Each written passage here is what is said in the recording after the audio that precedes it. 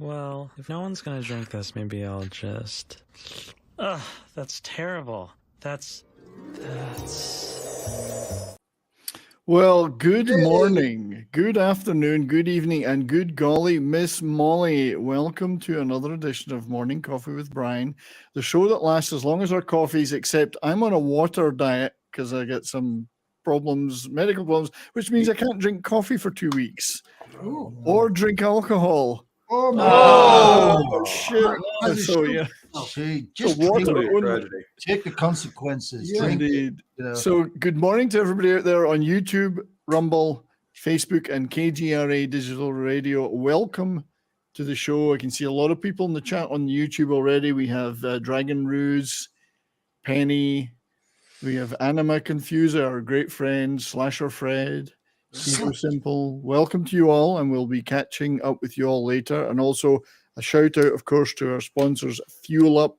Information in the description of the show about how to access Fuel Up for Life and their wonderful hydration products. And we will be showing a little advert at the top of the hour, which will explain their products far better than ever I could, except I should mention that they are soy-free, and that's very important. We don't want any soy, do we, gentlemen?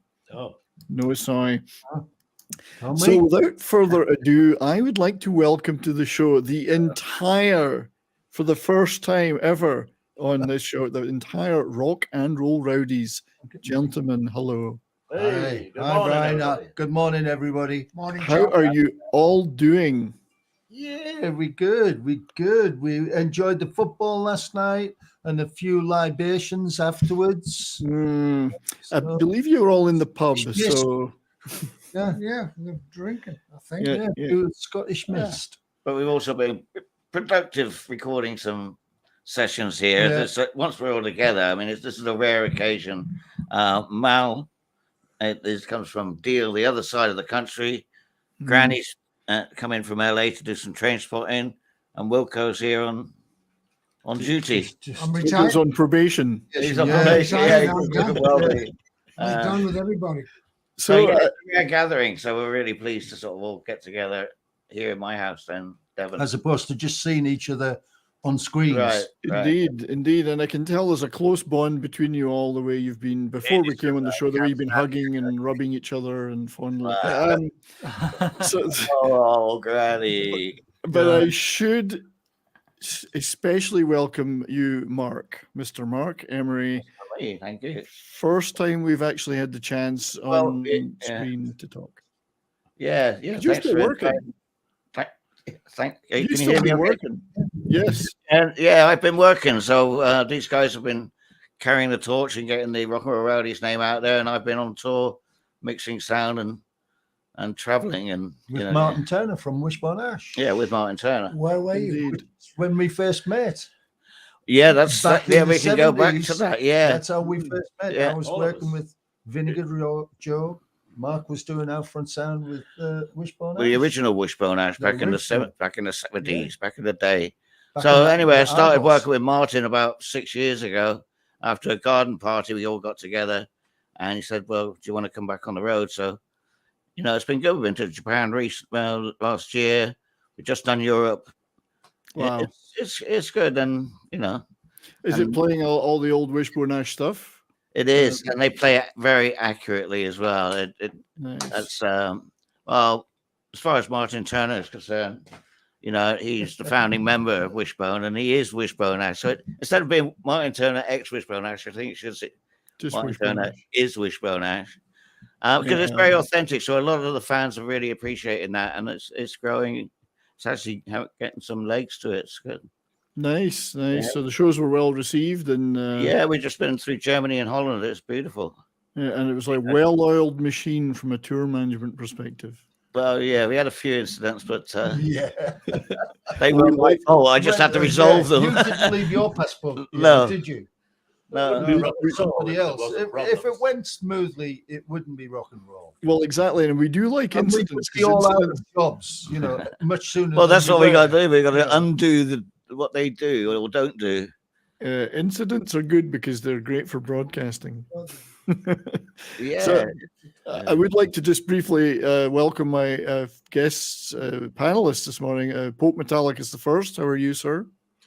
Doing good. Glad to be here with all of these esteemed gentlemen and Brian.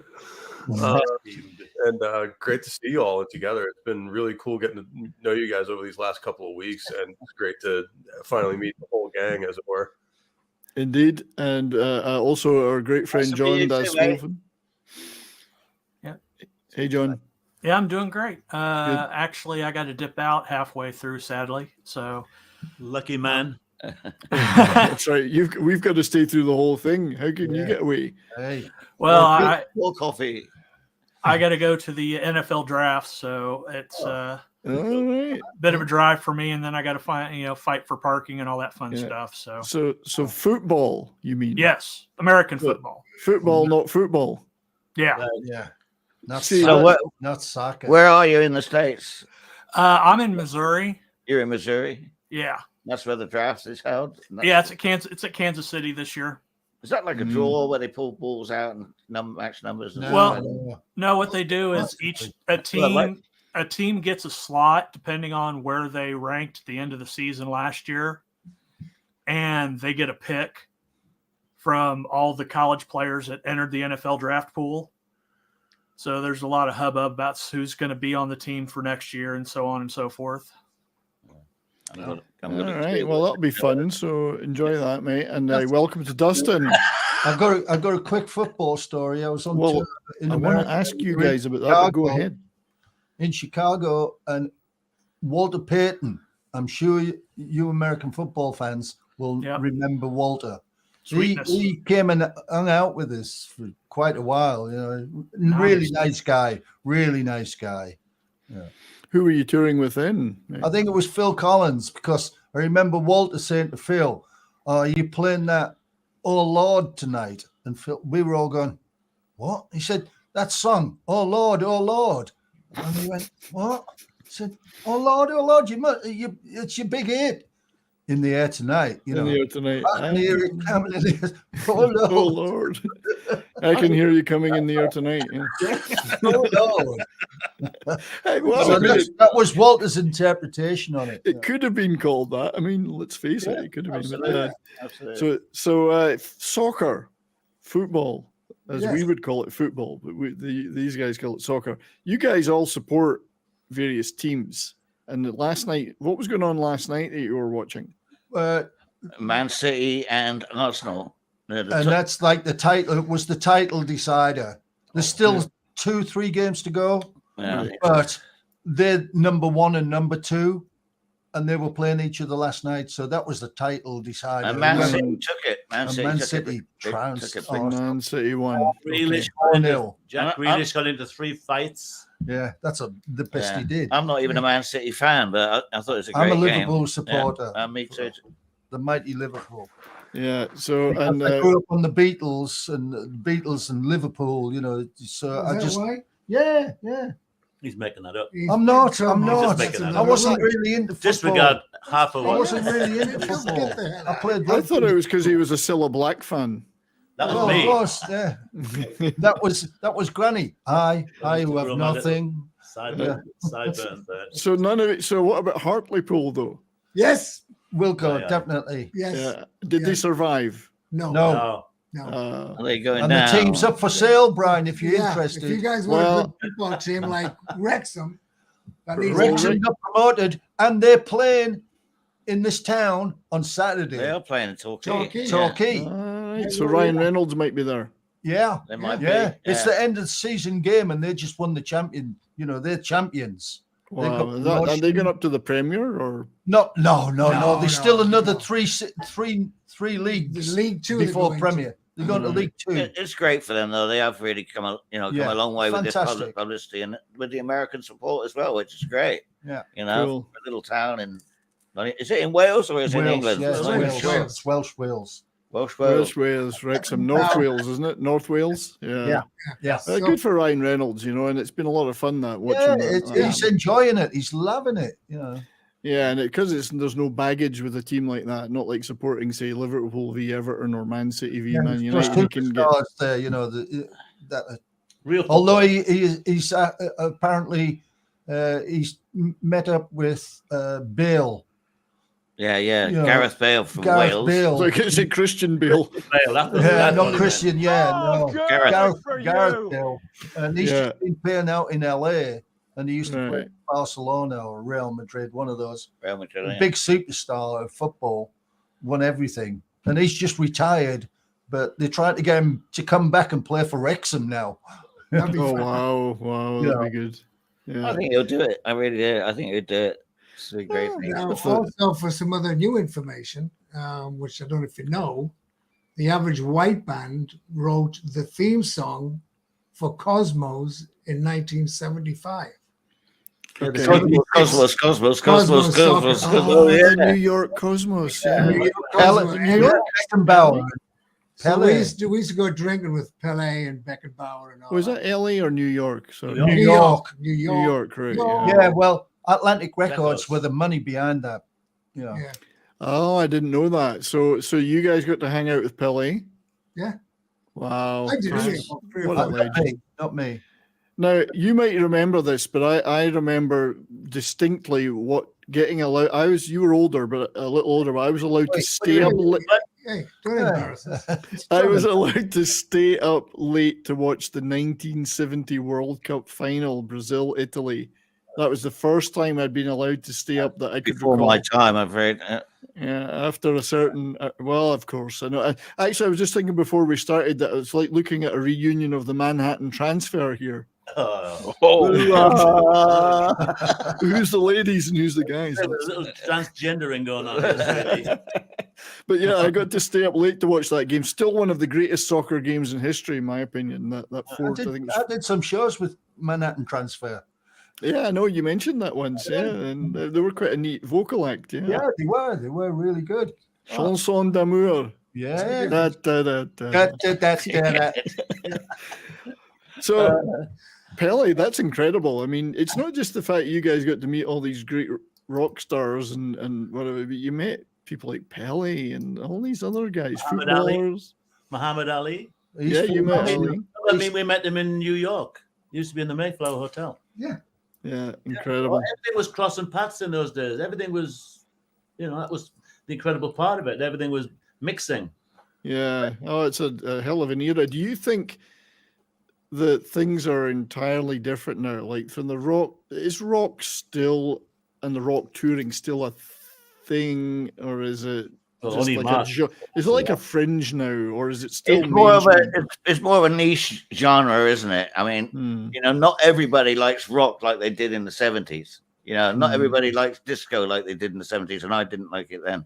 But and not everybody liked punk, but punk will be coming around as being like and I think things come around. All of a sudden they realize that the rock is valuable, and I think it's very healthy in Germany and Europe, definitely. We did a couple of gigs with Manfred Mann recently.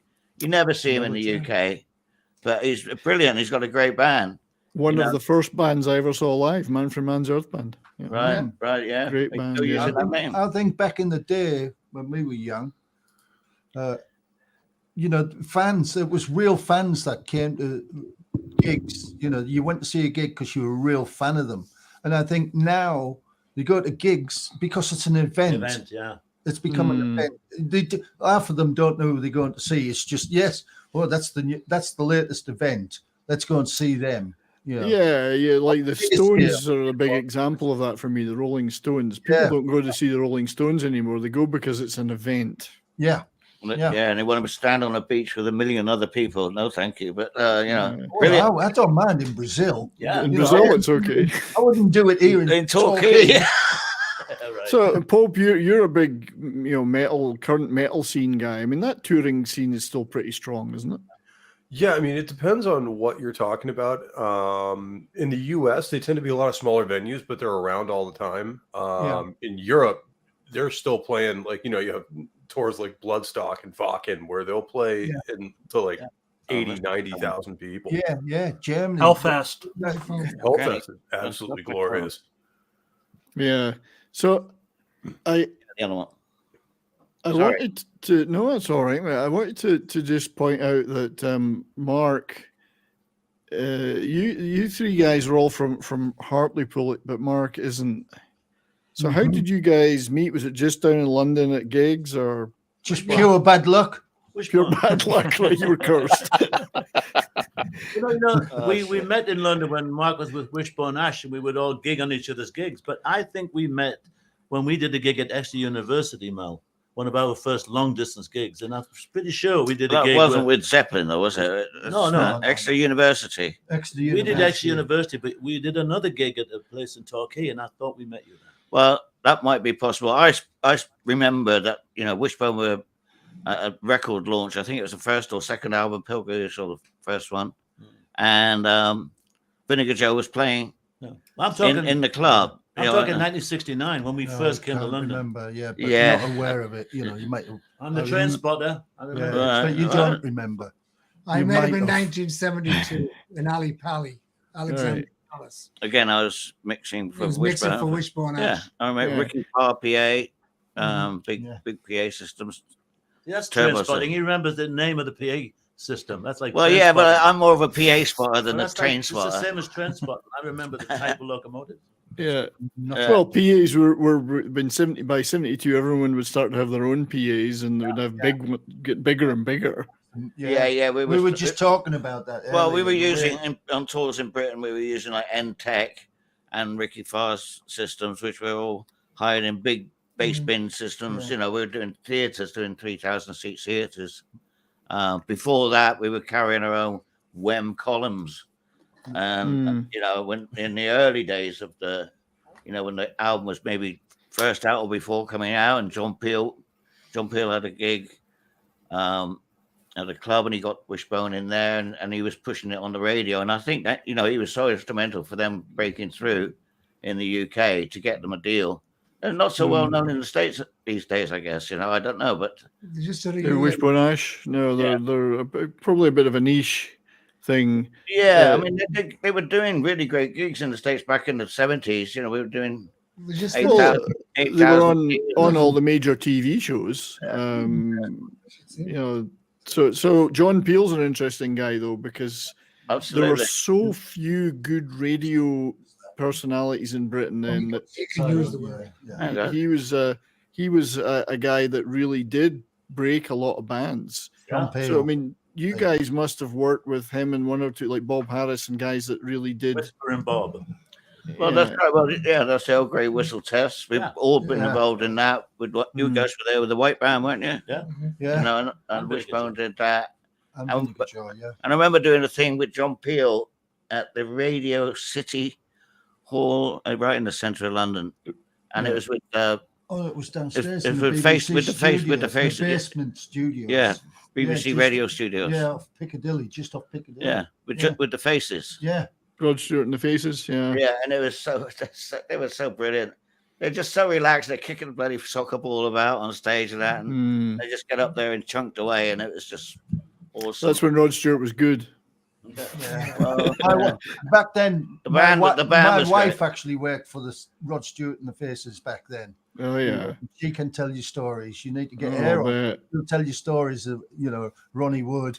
Well, Ronnie Lane is one of my favorite artists of all time. Sad loss. I mean, I love Ronnie Lane. Yeah. Ooh La La is one of my favorite records of all time. It's funny. I just listened to a track this afternoon before I came on with you guys. I just listened to a Ronnie Lane track, April Fool. Yeah. Oh yeah, lovely, lovely guy, beautiful guy. Yeah. And Ooh La La, it's still a very Yeah. emotional song that when you hear it, especially Yeah. as he died so young, Yeah. I mean, they did that big concert after Ronnie Lane died, the charity concert for. Yeah. Were any of you guys involved with that one? No, unfortunately, no. No, that was The all. only Eric. thing Mal hasn't been involved in. That's right. Hey, Brian, Yes. we have a super chat with a question for the panel. All right. So our great friend, my great buddy from Ottawa, Christian Delorme, has super chatted us $5 Canadian. Thank you, sir. Did you guys ever work for Canadian bands? I didn't. No, we had what's that three-piece band from Canada? Rush.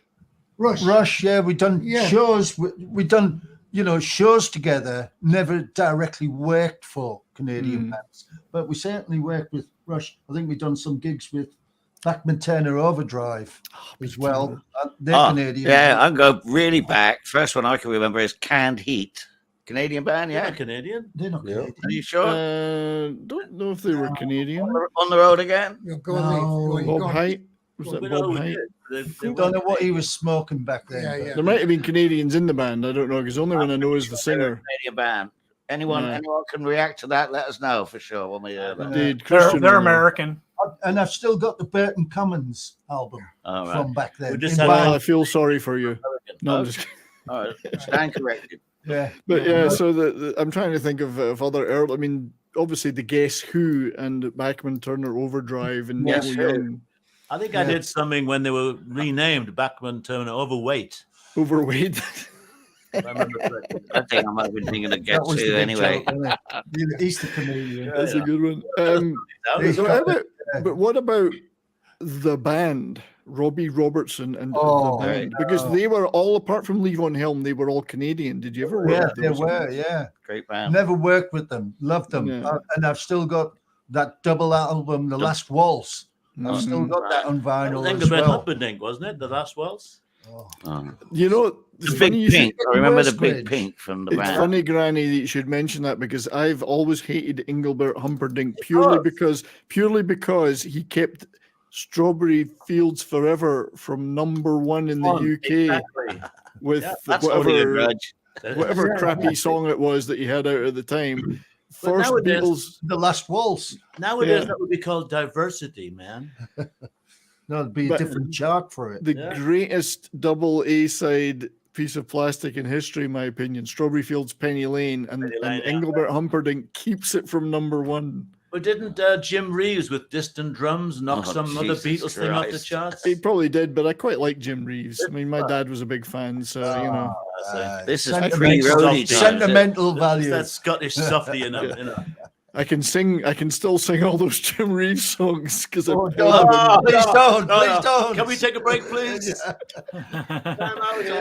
Does anybody else I bet nobody else in this panel remembers Jim Reeves. Yeah. Distant Drums. I hear the sound Oh, of no, you- distant you're into it. drum. See, what have I started here? But he was like really early country, smooth country crooner. RCA Records, I think he was on Yeah, RCA. he was big. yeah. He was But big. my dad loved Get him. in on a second. There's the metal guy there. Look at that man. Well, you can see him. Right, hang on. Happy over here. Is this a gig? Oh, A gig for Let's see who we got here. Hammer. Sorcerer. Hammer of Doom. Yeah. Okay. I haven't specifically heard of most of these guys, but it seems like an interesting Hold it bill. still, Mark. Well, Yeah. try holding it still. Is that a festival? And that If you last notice, they Looks like it. Martin Turner on a jet Oh, metal festival in Okay. I would have thought. Yeah, some of those acts will probably be a lot heavier than Martin Turner. You can sit Oh, down. yeah. now. They come and hear the band, so you could Yeah, just at festivals you get everybody from like the more poppy guys to all the way to the black metal scene. Sometimes Yeah. they show up. don't tell me all the Angry. second time. Hey, there's a show going on here. Okay, lovely. It's not that the Wishbone Ash and are not. They can rock hard. I mean, there's They some can, loud stuff. They just were never metal per se. Definitely not. Definitely not. No. They're more progressive, heavy, But I progressive hard rock. I think the promoter wants to put a bit of variety in it, so it's a metal, festival. But Yeah, most fans that go to these are pretty. I mean, I like to see lots of different stuff at things like that. So, but do you guys ever? I mean, Mark, you're still working, but do you go to gigs for pleasure? no. Nah. No. Nah. I I tell was- you, either I big I haven't been or to a no gig in mixed 20 sound. years. If they came to my house, I'd watch them. Yeah. And what's the gig?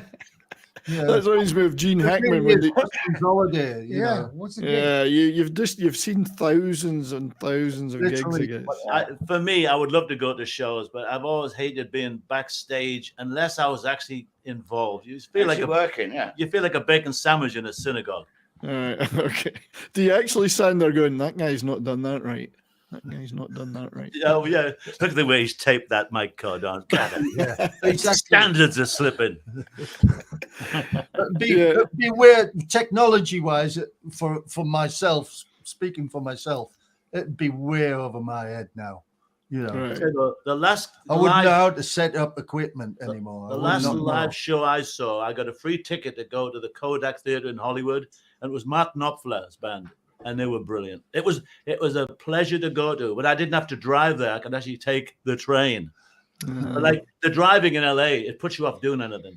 But that was a quality gig. Mark Knopfler's band was brilliant. Yeah, I remember About 5 years ago. seeing. I had the first Dire Straits album before it was a hit because it was out for about 9 months before Sultans of Swing became a hit, and I was going around raving about this band at high school, and everyone was like, "Oh yeah, I don't care, who cares?" And then they became a hit, and it was like, "Oh no, we always liked them," you know.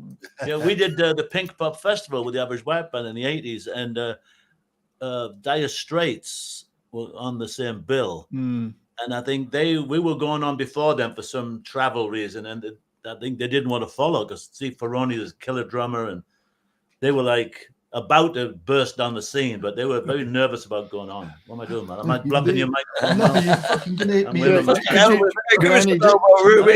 I'm an Italian, you know. Granny, just move. Keep your hand permanently up. No, Right, right. Keep going so you can see him. Just keep going. No, we can still see Mal. We can still see him. Keep your Hey. hand moving. No, I'm just kidding, Mal. Italian. Forget about that. No, that first Dire Straits record was just an absolute monstrosity. And Mark, I actually saw an interview with him a couple of years back, and this dude has to be one of the most naturally talented guitar players I've ever seen.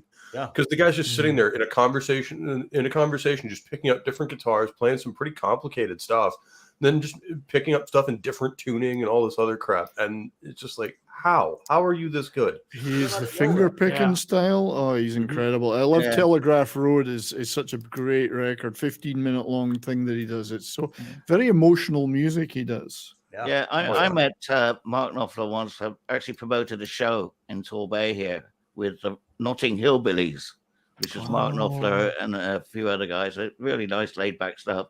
Anyway, is Nick Lowe part of that? Or was it Nick? not Nick. No. No, I don't think so. that was there was because there was another. Ed Notting Bicknell was on Hillbillies. drums. Yeah, back in the 70s, there was Notting Hillbillies, but that was a guy from the Kinks. I think a couple of the guys from the Kinks. Oh, right.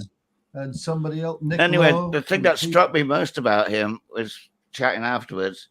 He had such a young face. He looks like Mark Knopfler. You think of like big nose and sort of like going for it and headband and all that.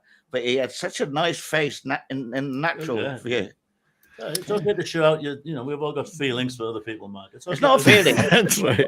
Well, I believe a beauty, whether it be male or female. He was I such think. a lovely chap. I like his He trousers. was in touch with his.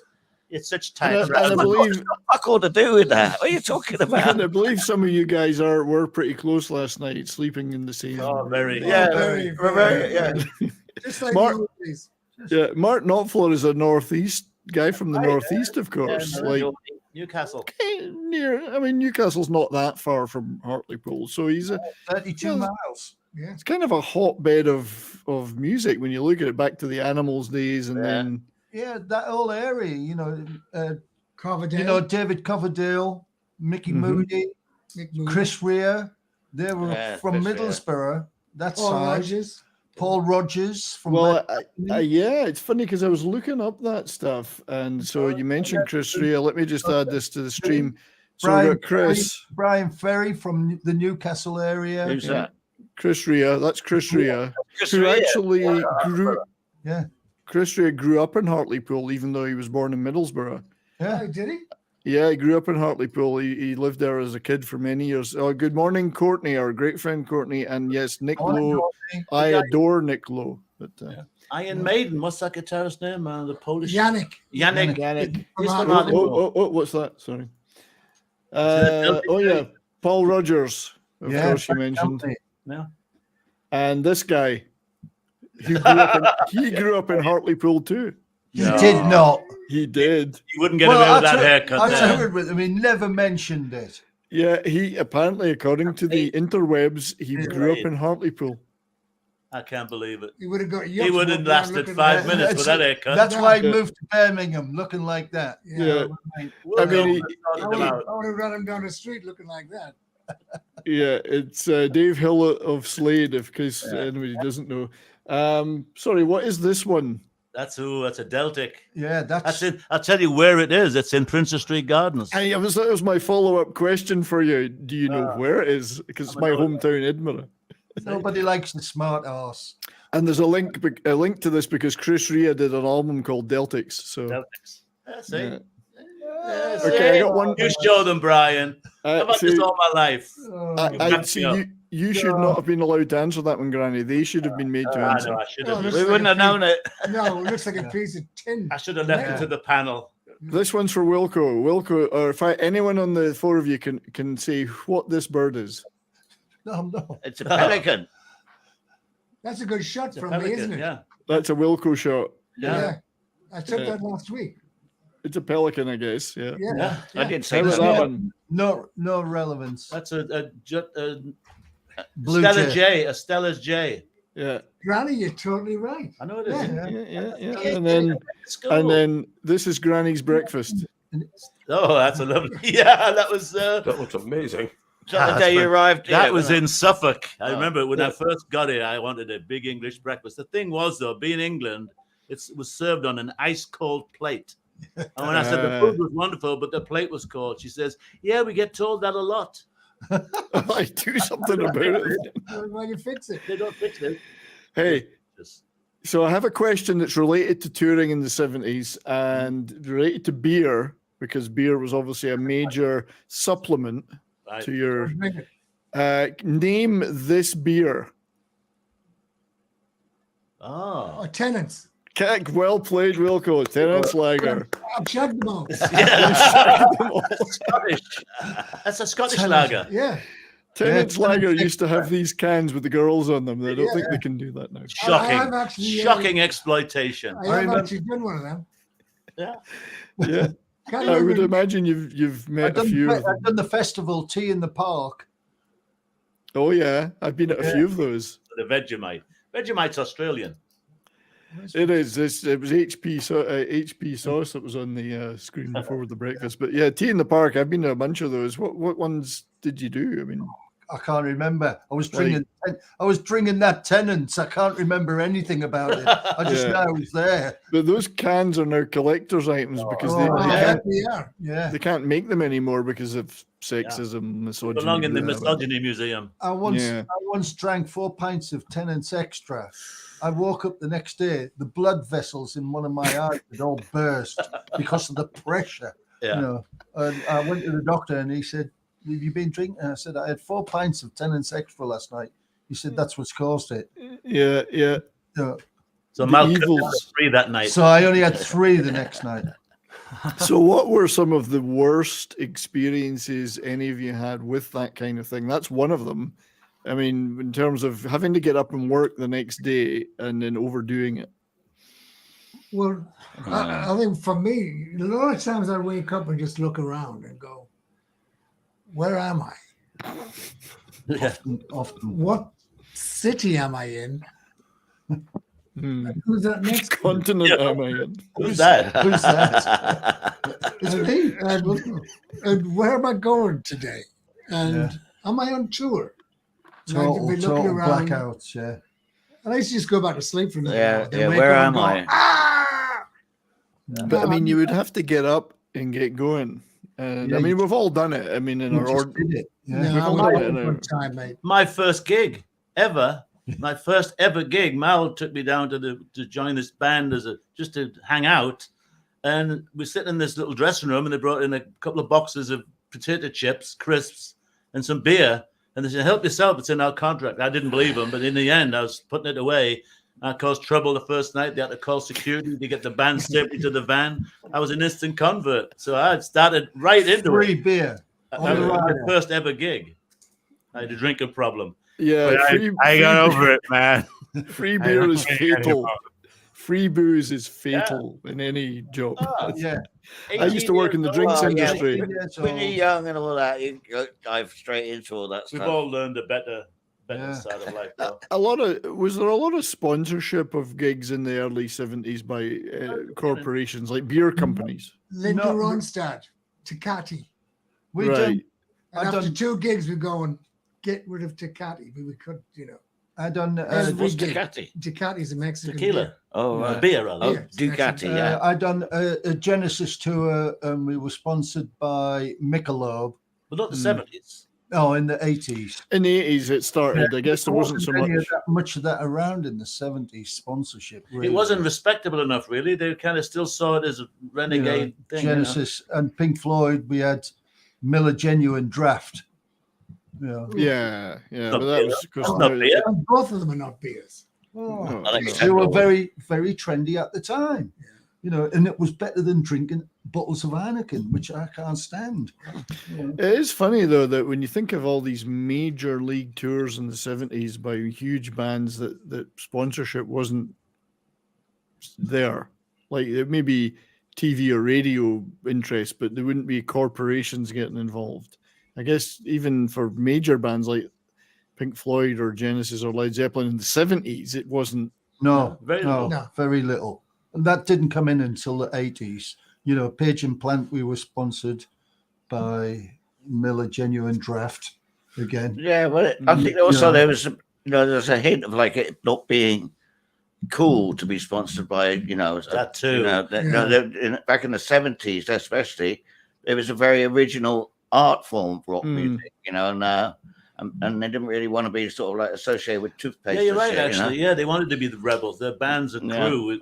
We like. But by the time it got to the 80s, everyone's like, well, yeah, they're going to give us $1 million. Give me right? the money. Yeah. Yeah, that was a million. Well, I guess Neil Young did that famous song "This Note's for You," which was Like Budweiser. spoofing all that. This note's for you. Yeah, this much Yeah. for you, yeah. That's better. Yeah, and then of course he ends up getting sponsored by corporations later anyway. So Yeah, yeah. He's a railway buff. Did you know that, Brian? Yeah, he's into go the toy trains. What's the name of the company? They make the little models.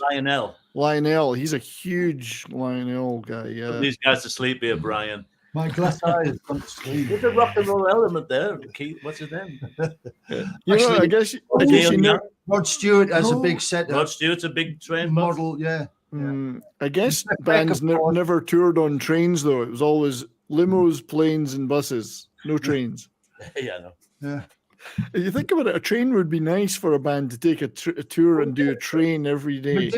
We did an occasion. I done a one in Germany with Genesis, and we had the Chancellor's train. Just Wow. to take us from Berlin down to Munich or something like that. So we just spent the day riding on this very plush train and eating lunch. It used to belong to Goering. Yeah. I was going to say that it had lots of black and red regalia, and Armored train, Yeah. Just Sorry. painted machine over- gun nests. Yeah. A lot of security. As long as it's not going to Poland, you should be fine. It should be fun. Oh, We all did it. We all did some training, but it wasn't like flexible enough. It was great on certain areas. And distances in the States, it wouldn't work. But in Europe, you could do it. Yeah, I'm just thinking if you had your own train instead of your own plane, it would actually be quite a cool way to travel as a band. And Japan had it down. Japan. Japan, Oh, the absolutely. bullet trains, they Bullet were trains. perfect. They did very little flying. It's only when you went from island to island in Japan that you would actually fly. The rest of the time you were on the train. Yeah, for those, and it was perfect. yeah, for people that don't know, touring in Japan is a whole other kettle of fish, and it's a really lovely experience. Kettle of sushi. A kettle of sushi. You get to a gig and they set your gear up. We always travel. We're coming from Australia with 4x12s and drum kits and all the lot. And get to the gig, set it up, and then they mark out the stage, every little thing. At the end of the gig, They take photographs as well. They'd always take photographs. So at the end of the gig, they strike it. We all get on a bullet train the next day, go down to Osaka or something, and the gear's there on stage, set up. Exactly as it should be. as if by magic. If you got They something did. wrong, it was wrong every night. Yeah. Because that's the way it was the first night. Yeah, that's the way it was. And just amazing. And These they're just guys. the ultimate in assisting you and making your tour effortless. And, Yeah, and, plus you went on stage at 6 o'clock at night. You had the whole night free. Yeah, the gig was over. You were out the doors by 9. So that's more of a tradition there, like early evening and then no late gigs. Well, especially in the big cities, which where all the venues are, like Tokyo and Osaka, Nagoya. They keep the people are at work. They live out in the burbs, right? So they keep them in the town so they don't have to travel out to come back in. They just start. They finish work at 5. They grab a bite to eat, and they're in the gig. The gig finishes by 8:30, 9 o'clock, and they're on the way home. Also, a lot of school kids, really school age kids, go to the gigs, and they're on a curfew as well. You know, they've got to be home by 9, 9:30. The unspoken thing about going to Japan is, of course, they got bombed, and I did a gig in Nagasaki. Yeah, so, I mean, it was a weird thing. You were walking around, everything had been rebuilt, of course, and you kind of you were conscious of it, you know. It's funny. I was just reading last night. I read a lot of history, Asian history, and I was reading a section about Japan during that period last night. You mentioned that just about the impact of those 2 atomic bombs, and it's quite fascinating history they've got. But did they use Japanese road crews on these? Yeah, later on, absolutely. Yeah, like I say, the guy we virtually did nothing. They're high tech, you know. They got all the latest mix. They developed most of the bloody mixers and stuff. You know. But the first time we were there, they were very straight because it was definitely a backwater in a way. This next time you went, it was a bit more up. But the fourth time I went, all the road crews had tattoos, nose rings, Western style, all the bandanas. They really got into it. Mal's like concerned I'm going to hit them in the face. And the sweet little audience, the young audience that we had, we're basically playing it to teenagers. I'm Italian. Sorry. So anyway, can I get a word in? I'm just going to appreciate their little gifts that they used to give us all. Oh, wow. Yeah, everyone will know this. The little tiny little dolls or a sweet something, and all wrapped up with a nice little bow. Tissue. And they'd stand at the backstage door or wait at the hotel, and then they'd be like, you know, and that was the crew and everything. You know, they're just absolutely beautiful. You know, and they appreciate it just coming all the way from the west. I kept some of the wrapping paper. They're like works of art. Oh, yeah, they're beautiful. Yeah, absolutely, all handmade. So, what bands in particular were you touring with in Japan then? Well, first time I went there, I was with Mark, with Wishbone Ash. Okay. The first time I went there, which would be early mid-70s. Yeah, about 75. 75, yeah. Mr. Udo promoter. Udo still, He's still promoting. We did it with the Average White Band, was it twice? When we did it with the Average White Band, and I think we've had this discussion before, our production was zero. So Udo's people were like, is that it? And we were like, yeah, what do you want? You know. And the end of the stage was like, these little cabinets was like Spinal Tap, you know. So they went out and went, what do you promote and cut the cake? And we were like, well, what do you want us to do? You know, this is it. So the next gig, they'd actually went out and did a 50 by 50 backdrop of Cut the Cake. Wow. The next day. Yeah. And it was like, we went to the next gig, we're like, wow. We take that, you know. Hey, that backdrop must exist somewhere. They couldn't have got rid of it. Somebody's got that. Probably been reused and painted over. Maybe, I don't think Was so. it the ladies' cut bum? The cake. No, cut the cake. Cut the cake. Cut the cake. Cut the cake with a slice in it. Yeah. Were there Japanese bands supporting No. the bands? No, it was just never. one act, or It was just one act. It was just that was it. An evening with. An evening with. right. You mentioned the sort of younger audience that would be at these gigs. I know we know the famous, one of my favorite albums, Cheap Trick at the Budokan, where you can barely hear the band because the screaming of the girls. Was it a bit like that? No. The first time we went with Average White Band, it was like they weren't even doing anything. They were sitting like They this. sit there, they're very respectful. Yeah. They listen to music. And then the end of the and song. At the end of the song, What they do? crazy. Yeah. Yeah. Stop. And that's it. So I never make a sound in between, so I don't know what that one. Budokan, maybe it's a different audience there or Well, something. the last time I went, there was a mosh pit. I mean, it really changed. Oh, right, yeah. They are going back I've to been the there early. since 95, and I was there with Robert Plant and Jimmy Page. That was a bit louder and a bit raunchier. Well, I think they've got a big music scene now. There's a lot of bands, Japanese bands. I'm into a few of them. Pope's got a There's few probably a big metal metal ones. scene out there, I would think. Pope's, yeah. he Oh knows yeah, that. I mean they're huge into it. It's like, and their sounds really different than a lot of like the death or black metal stuff. There's a lot of more 80s style stuff that stuck around there. In fact, one of the biggest acts, Anthem, actually just released a new album. It's actually pretty good. Good. Yeah, so they've got a very strong scene now. Metal. Yeah, but the teeny bop thing is now J-pop, right? And it's just like it's just like little boy bands. Japan and Korea have a really strong pop music scene, but they're also K-pop, huge into the metal scene. Like it's like the 80s never ended. Yeah, Sounds right. great. Yeah, I should be living in Korea. I need to live in Korea. I love their movies. So. Well, I was going to say, you already own half their movies and TV shows. I do, yeah. But yeah, music-wise, I'm not so sure. I don't like K-pop much, so I'm glad they're into metal too. But so that was Japan. But you guys have toured everywhere in the world. What are the other countries that had major differences as an experience for you in touring in, like South America or Europe, or where was like the hardest places to go? Italy. Yeah, Italy. Italy, Africa. believe it or not. Well, yeah, I mean, that's another level. But Italy, just anything in Italy, the attitude is like, yeah, we'll take care of it. Adomani. First thing you learn is, oh, you'll do that tomorrow or later. Dopo. No. What's Italian for I want it now? It's like, everything was like, yeah, man. It's fantastic socially. Have a little more wine, some pizza, a little appetizer. Siesta. Well, that's Spanish. But yeah. It was great socially, but work-wise, it was hard work. They made it hard. Well, we were booked into their shopping plaza. No sense of urgency, no sense of it's okay. The show will happen. It's okay. Yes, but we want to know. We need to do this now to make that show happen. So, did it ever not happen as a result?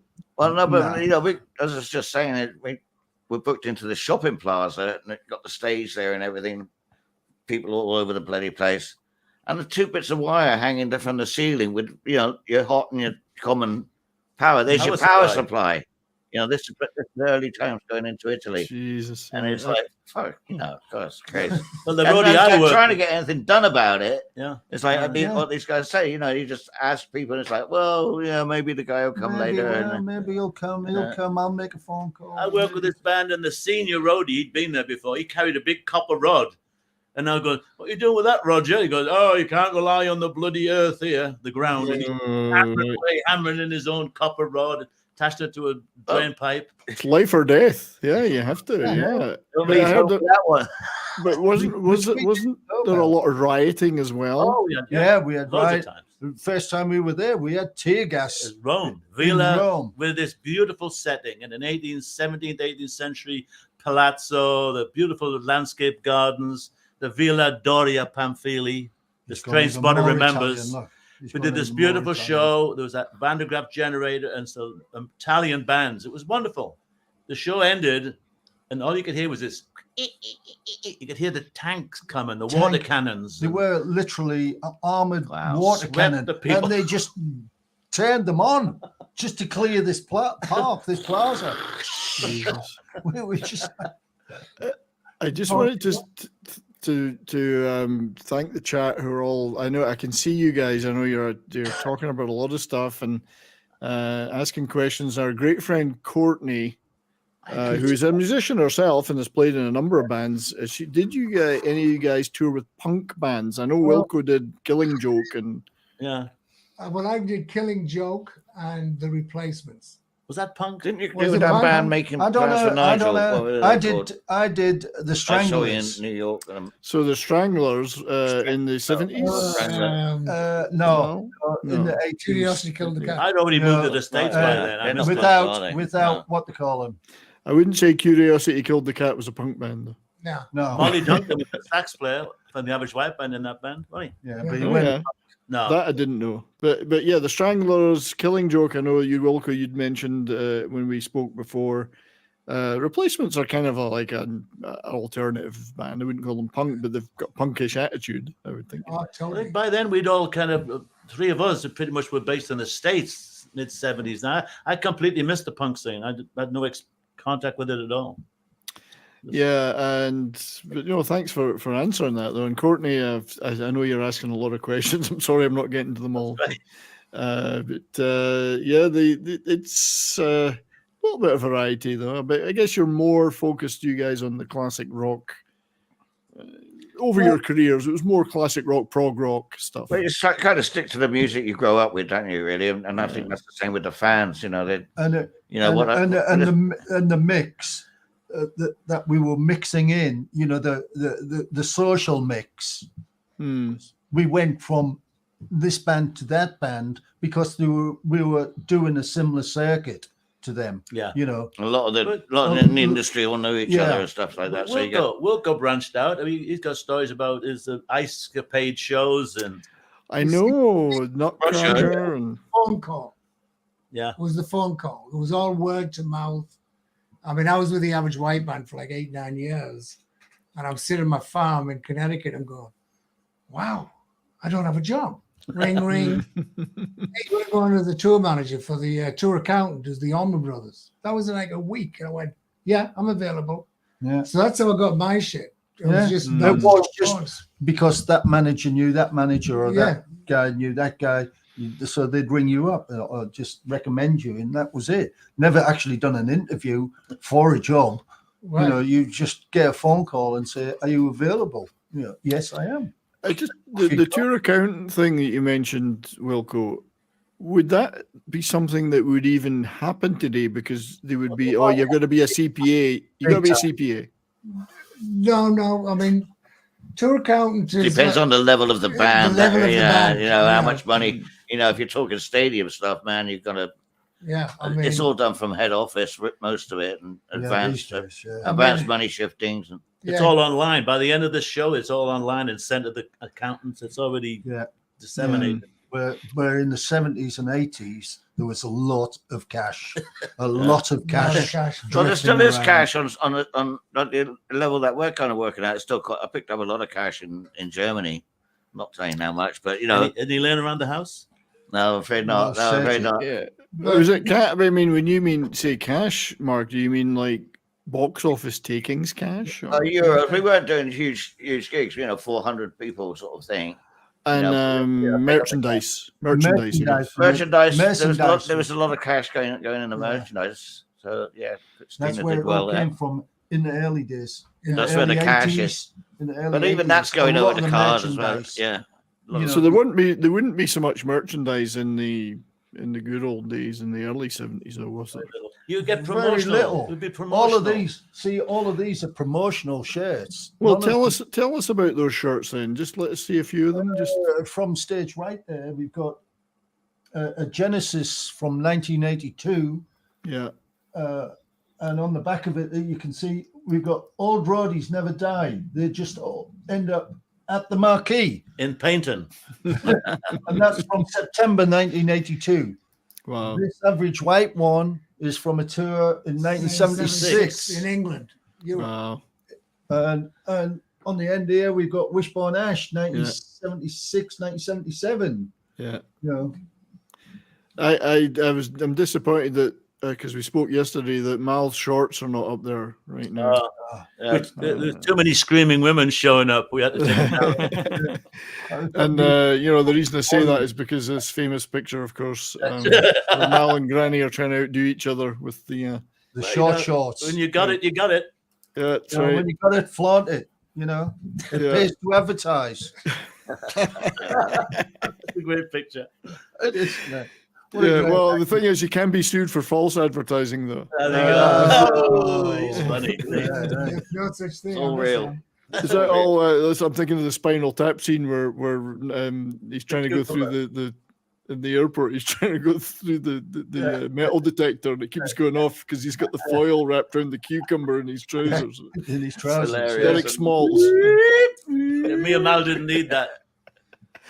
Clearly not. So merchandise was nothing in the early 70s, I guess. I mean, there was no such thing as a tour T-shirt until mid 70s. It might get made just for the crew. The record company might make venue only. I've got. That's right. Yeah. The ones I have left are all pure venue issue.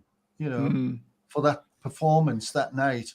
you know, Yeah. or, There would be a or a number. tour T-shirt for the crew and stuff like that. Yeah, tour T-shirt for the crew maybe, but the one-off issues, all the ones I've got, and are some of issues those, like that September 27th of Connie's. September 1982. I like That's a one-off. That, shorts, he no. wore them well. those shorts. I like Courtney's always putting comments up. Courtney is wonderful. She's a wonderful, wonderful. I met back then in those days. I met Connie from Little Rock. She thought they were cute as well. I'll bet she I did. I'd And, have to be censored on what she said. yeah, she was looking for a little bit of Little Rock, I guess, or Little Yeah, Rock. she was a big piece of rock. Blackpool Rock. Blackpool Rock.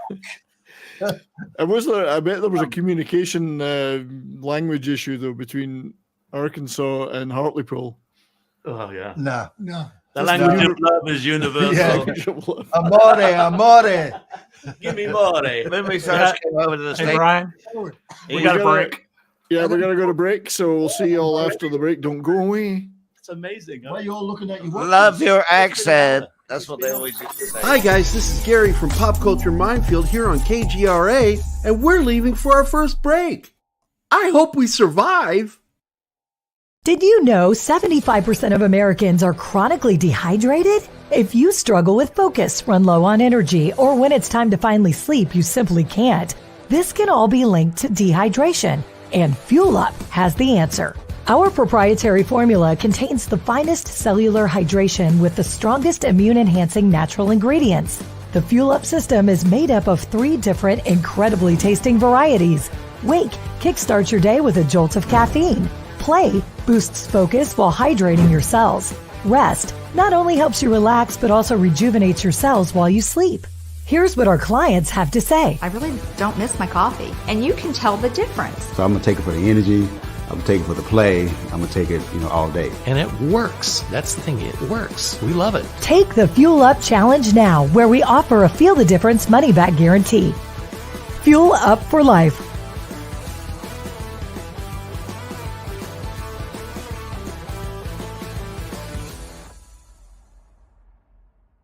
Hey members, the new KGRA DB app is now available on iOS and Android devices. Gain on-demand access to any KGRA DB programming.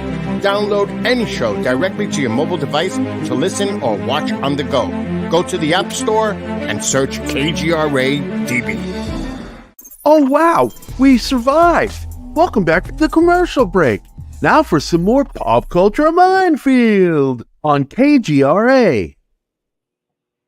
Welcome back, everybody. Welcome back. Yes. See, who's the leader here? Who's organizing stuff? Come on, who's in charge? Forget it. You put 4 managers in the room, nothing gets organized. We need a 2 manager. It's organized chaos. Yeah. So anyway, welcome back, everybody, to Morning Coffee with Brian. We're here with the magnificent rock and roll Rowdies and loving these stories. Thanks to everybody that's watching on YouTube and chatting. Thanks to everybody out there in KGRA Digital Broadcasting for being here. We're very appreciative of all you being here and listening. John's had to depart, our friend John, so hope you enjoy the rest of your day, John. So while you're there, they're back. You see, this is an age thing. We all need to know that you can't. Your bladder can only hold so much. You have to go potty. I've been ordered to move down a bit because Mal thinks I'm nervous. If that break could have been a couple more minutes long. That's right. Yeah, you guys have. You see, if you shuffle the order of your sitting, you're just going to confuse me. I'm getting old too, All right. I'm still in the same place, I think. Yeah, you're the only one. Mark is the anchor of I'm the anchor, team, right? yeah. Okay. Rhymes with. What? I'm the guy who tries to organize these. So, Mark, are you the master? Sorry. You're the master debater, is what you're trying to say. Something like that. Oh. Now I've got his elbow. Now I've got to deal with his elbow. I can't work under these conditions. That's right. Yeah, it's like you know, you think mans are prima donnas. I've got a question for these four. Well, Dustin will just give me 1 second. So thank you to our great friend, my brother in arms, Darius Munchausen, for a $3 super sticker. Appreciate that very much, mate. And I should have done this for Christian earlier. I'm going to play a clip to thank you. Take him to Detroit. No, not Detroit. No, please. Anything with that. No. So thank you, Darius, who loves that clip. I know. Take him to Detroit. Yes, Dustin, my friend, go ahead. So you guys are going to be going on tour, so to speak, and doing, you know, all these talks across England and Europe and all that stuff. Who's going to manage you for? Do you want to do it? Do you want to do it? You want a job? The job's open. Yeah, bring me over. I'll take care of it. Come and take care of us. We'll still have to be. We'll be fighting up to that until the day we leave. I think we can manage that. We can manage. You know, any technical side. Obviously, we are looking for an agent. We are looking for an agent. We'll point the finger at Mark for technical stuff, travel. Who knows? Who's going to set up the backdrop? Yeah. I think these guys are fit young men. They'll leap to it. I can't do it. I'm not allowed to lift anything heavy. Me neither. So I need trouble when I go to the toilet. You know. Oh, yeah. I knew that was coming. Oh no. Yeah, enjoy no prima donnas. No prima donnas in this band. So tell us a little bit more about what it is you are planning as the Rock and Roll Rowdies. What do you hope to do and achieve, and what's in the future for you? Right. Don't know. Silence. Silence is golden. As far as gigs are concerned, we do want to do some live performances, and it's been suggested by quite a lot of the venues that I've just been visiting around the UK, especially people that are really interested in classic rock era, and they want to hear the stories, and the audiences. And I've got to use Wishbone, Martin Turner's Wishbone as an example. The audiences are all in the same age group, and they all love all the details. They like that backstory. And so several of the promoters in these venues have said, let's put together some dates. So that should be coming up early 2024. At least a few dates in the UK, and see where it goes. See where it goes, and then do a few more broadcasts in the States. We'll see. Yeah, something we've never done. Yeah. So we'll give it a shot. If it works, it'll be great. I think it will work. You know, we have fun doing it. You know, we have fun sitting here. Believe it or not, we do enjoy this, and I tolerate it. We tolerate him. Courtney's volunteering to be. The show will be similar to what we're talking about. Either being interviewed by yourself. I believe you're going to come with us anyway.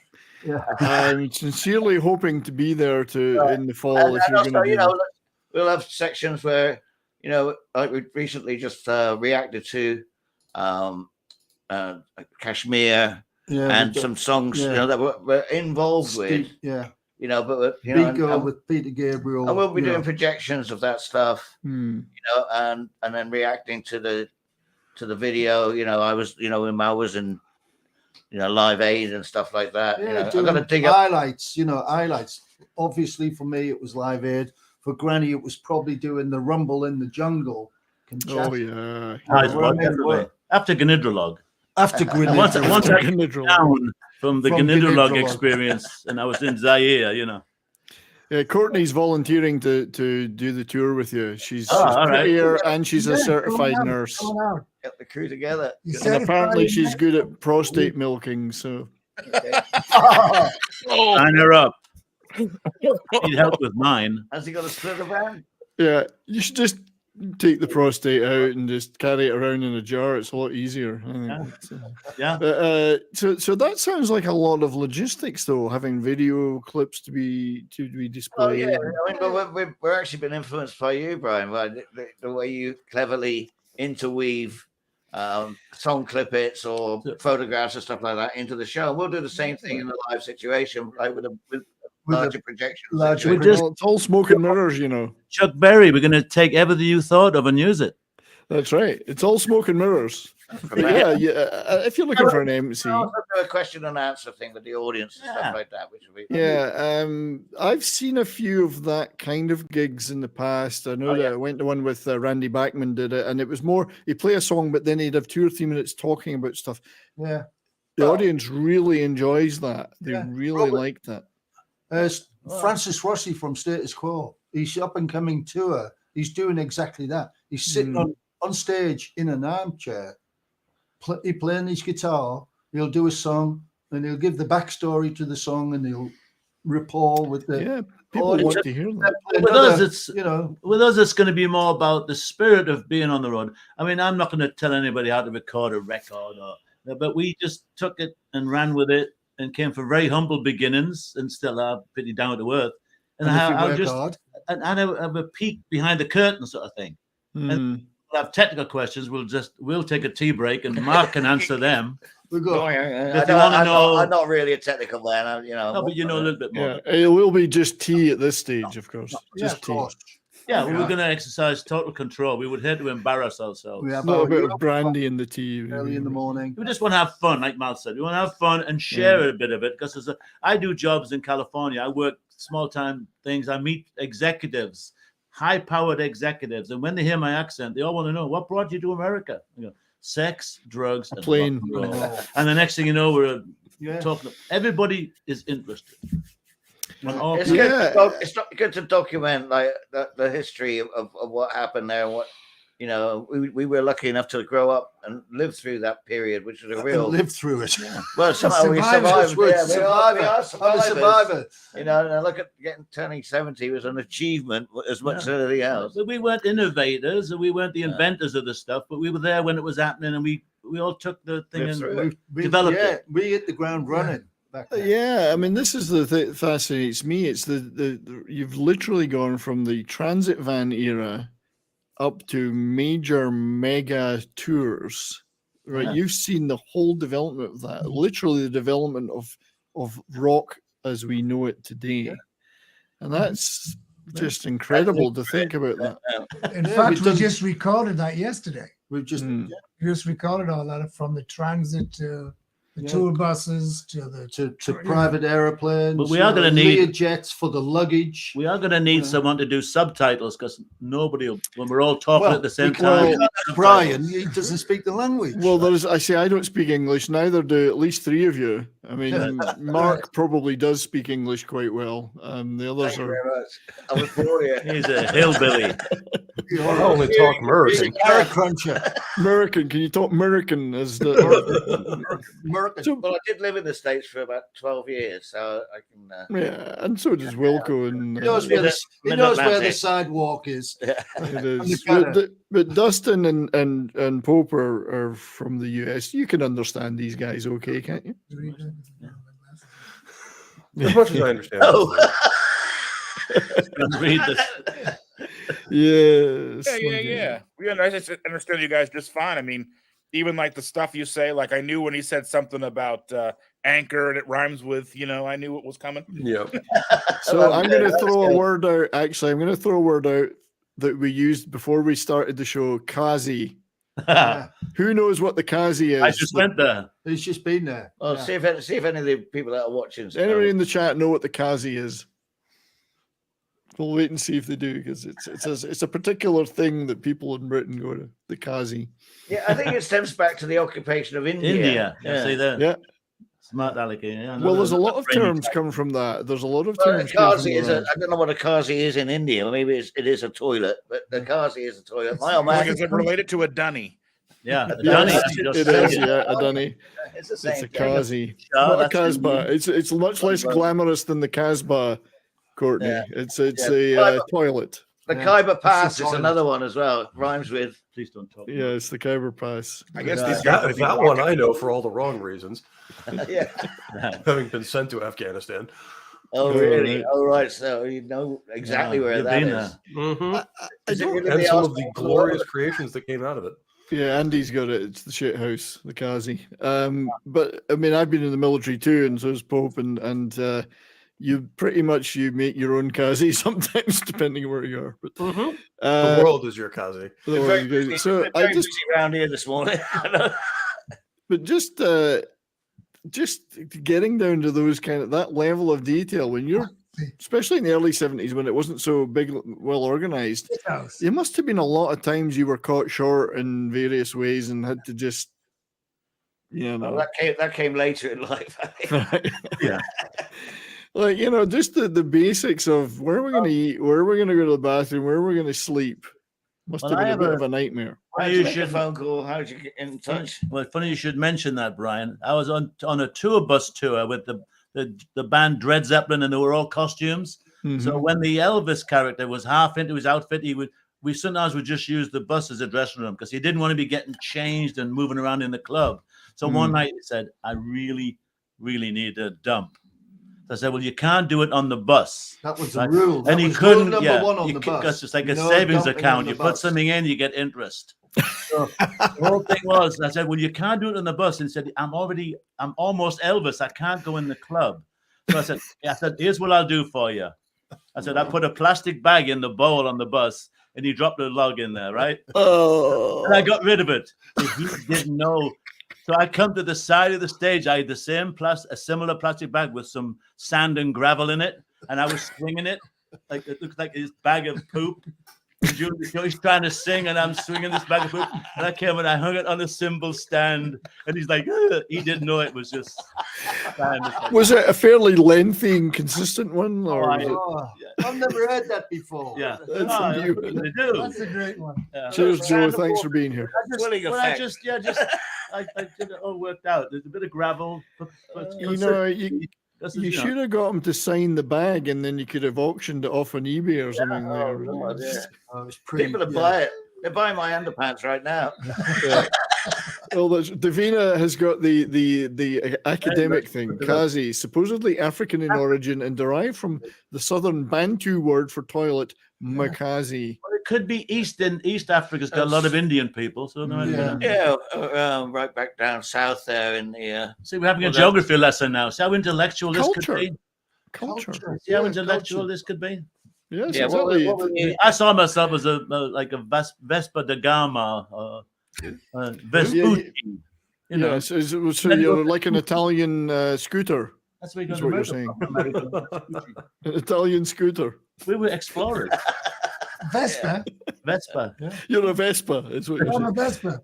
So, but you are you're erudite world travelers. Some of us. Yeah. Yes.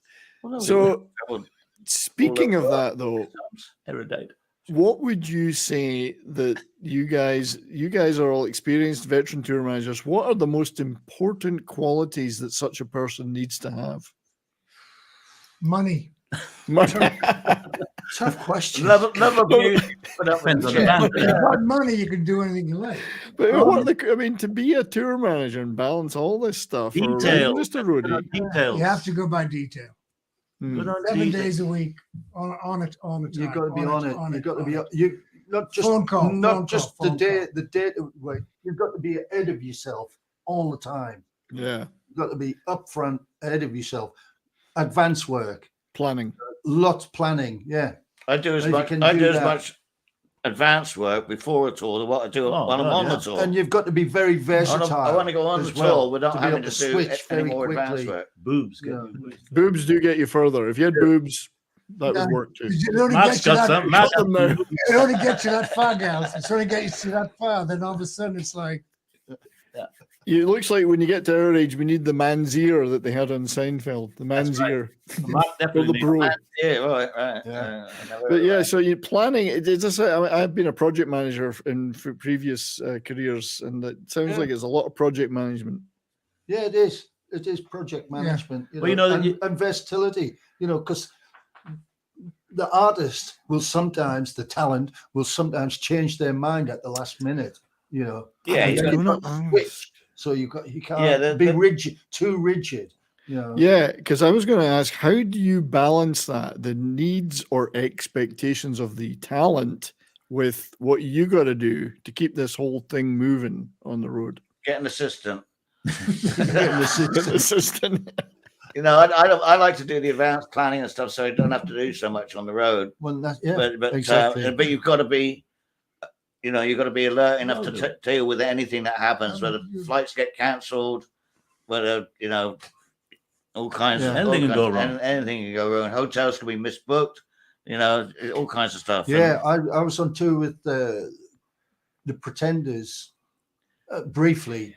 So and we were doing a show with the B-52s, and one of the parents died from the B-52s, unfortunately. So they cancelled the gig, and we landed. I was with Chrissy, and we landed in Chicago, and we went, right, now what do we do? We arrived there, no hotel, nothing. You know, the venue was 300 miles away. So we said, well, we'll have a couple of days in Chicago. So it was that quickly shuffle to find somewhere to stay. As it happened, there was some huge thing going on in Chicago at the time. And hotels were trying to find hotel rooms was crazy. Was a nightmare. We finished up spending a fortune on hotel rooms because there was such a demand at the time. It's a last minute thing, you know, but that's what you got to do. And it was all on the phone then. I mean, it was just phone calls. No mobile. Just landline phone, landline phones. I mean, initially, the most you had was like a telex. You'd go to the agency and send a telex. We used to have more travel agents in those days. And then, obviously, with faxes, you could fax them, so you got your. I remember when email came out, it was staggering. Yeah. You didn't have to know where anybody was to get them a message. I mean, it's big difference. Being the collector I am, I've still got my original Radio Shack little laptop. You could do 2 lines of text, and you had to plug your phone into these acoustic couplers. I hung on to them just for fun. I have a little museum at home, and you'd have to do dial-up. Yeah, but you could. Everybody used it for sending naughty jokes more than production. You know what I mean? Now. Well, it's like they say that the rule, whatever the rule is, that anything that can be invented is immediately used for porn or cat videos. It's so. But I'm just thinking more of the talent, who are, let's face it, are meant to be kept happy because they're the whole reason. They get in the way. There's a structure there as well. Depending be a lot on easier without which, the hierarchy of the band as well. If that's your talent says this is what's happening, that's what's happening. The go others are going to bitch, but if the star says this is what's happening, you had to know who that person was. The legend, like, intimately. Because the band leader, really. I had example was we were somewhere in Italy. And we were supposed to have a few days off in Milan. And the manager of the band, Pink Floyd, phoned me at 2 a.m. and said, Mel, we're going to Positano in the morning. Get the crew, the flight crew, because we were flying on a private airplane, get them up, get the plane ready. I want to leave at 9 o'clock in the morning. I said, does Dave and Nick know this? No, you better tell them. It's 2 o'clock in the morning. I'm not going to... Just do it, and you think, oh no. When you say Dave and Nick, Dave Mason.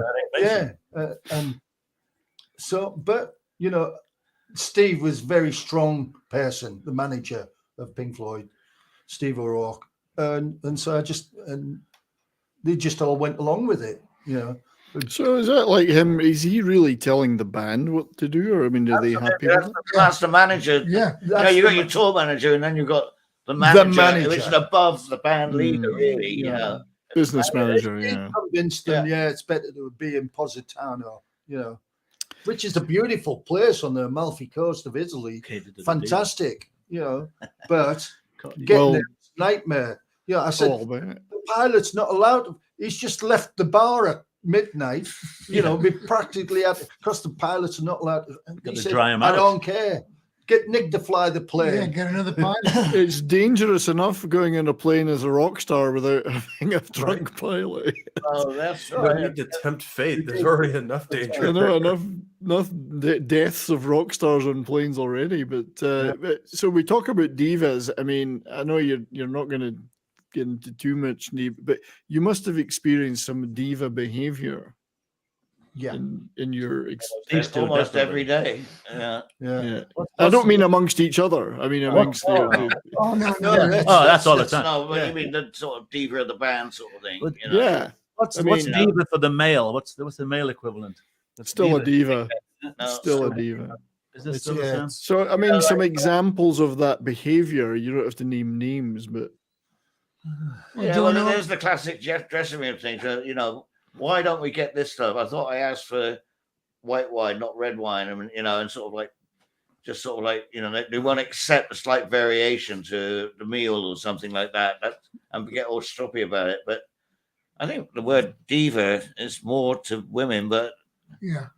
But it's, we know what you mean. There's always one that would throw a straw. I was just suggesting that it wasn't all women. One guy, well, they were all a bit diva-ish. That's what I'm saying.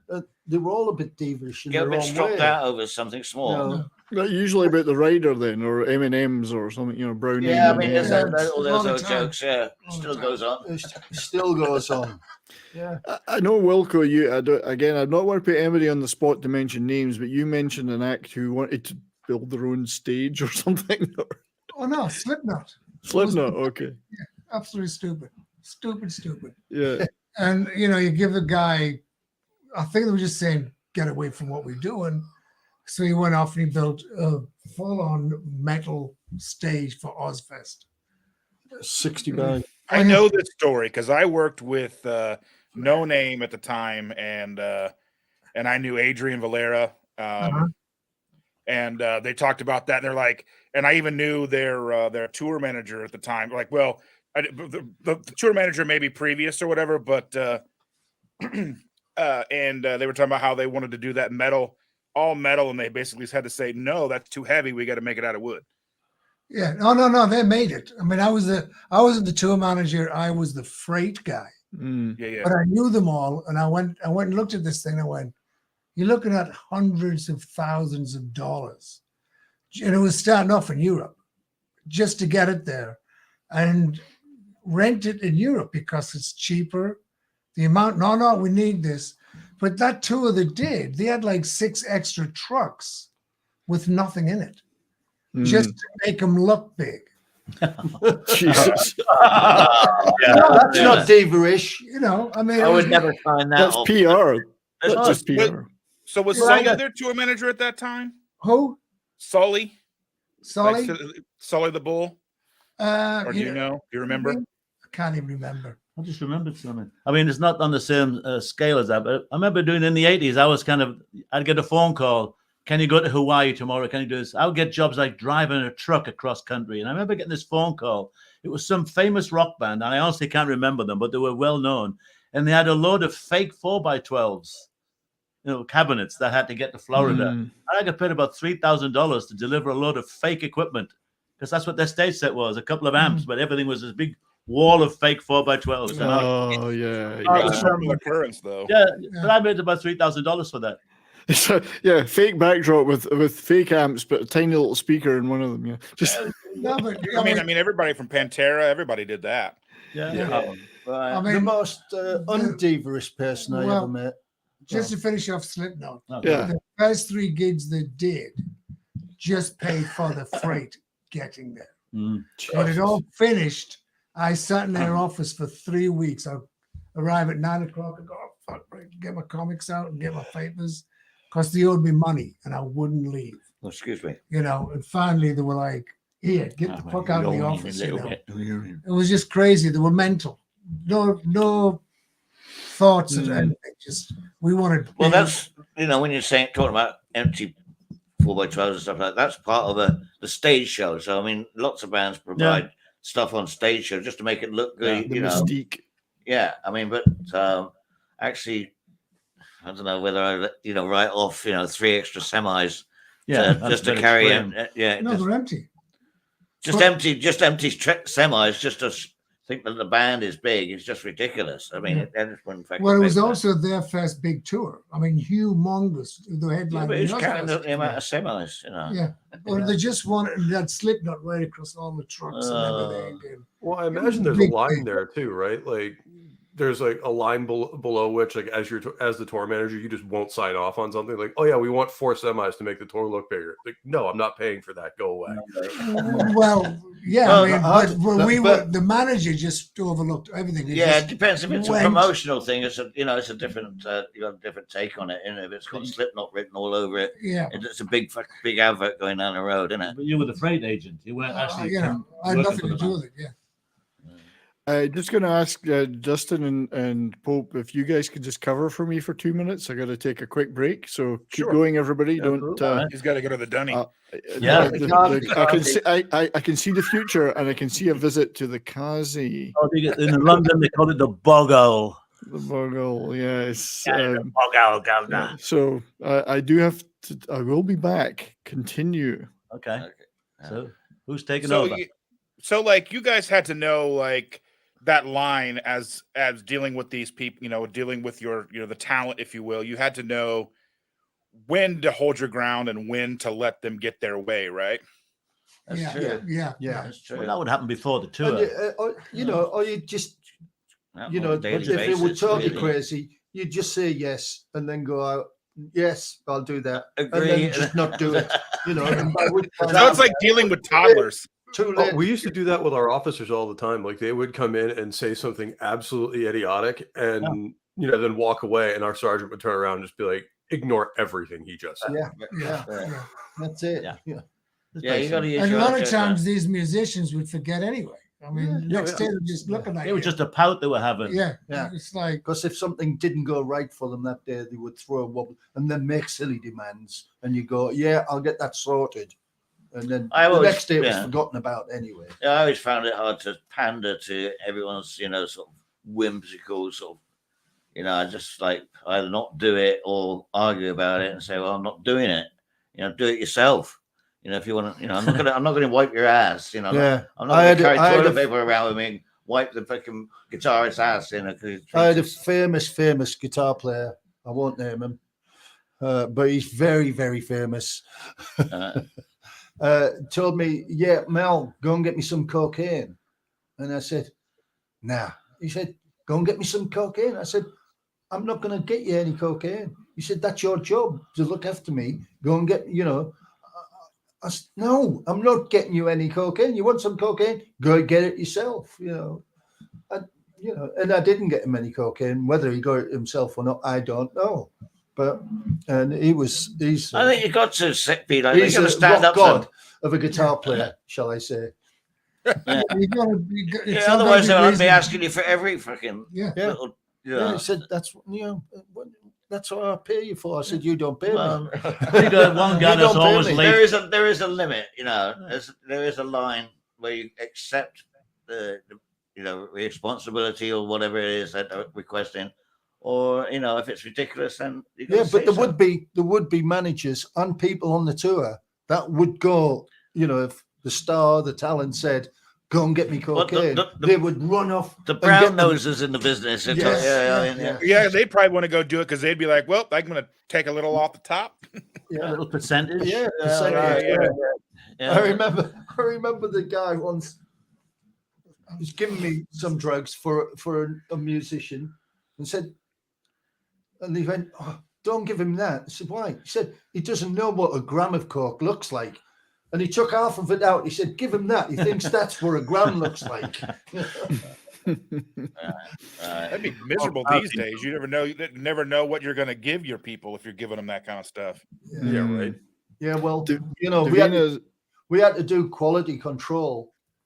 I got flown out from London out to Ilversum in Holland to the recording studios with the band, and I went and they said, "Oh, bring this guitar from my studio at home, bring it out to Ilversum." But what I'd gone out there for was to test the cocaine.